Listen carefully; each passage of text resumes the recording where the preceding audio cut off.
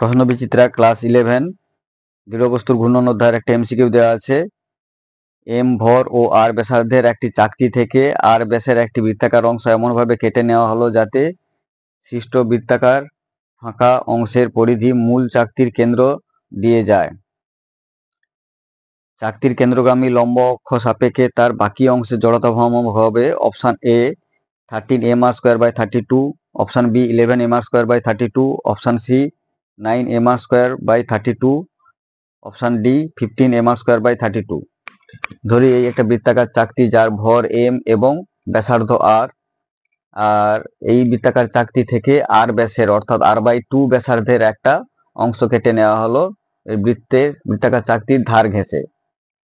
ঠিক আছে, সুতরাং এইখানে এই রকম অংশ কেটে নেওয়া হলো। xy কেন্দ্রগামী উলম্ব অক্ষটা ঠিক এইভাবে থাকবে। তো এই ভর কেন্দ্রগামী উলম্ব অক্ষ সাপেক্ষে চাকতির জড়তা ভ্রামক হয় আমরা জানি হাফ mr²।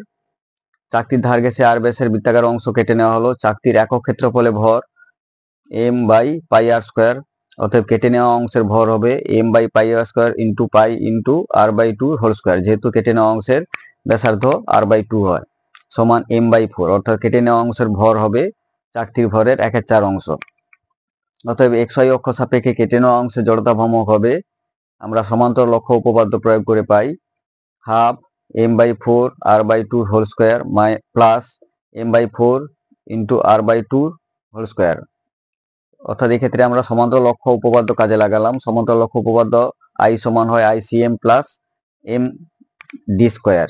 সেই সূত্র প্রয়োগ করলে এক্ষেত্রে I ড্যাশ সমান পাই mr²/32 প্লাস mr²/4 ইন্টু 4 অর্থাৎ 16 সমান 3 ইন্টু mr²/32।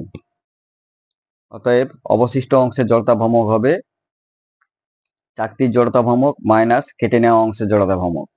চাকতির জড়তা ভ্রামক হাফ mr² এবং কেটে নেওয়া অংশের জড়তা ভ্রামক 3 mr²/32 সমান 16 mr² মাইনাস 3 mr²/32 সমান 13 mr²/32। সুতরাং সঠিক অপশানটি হবে অপশান এ।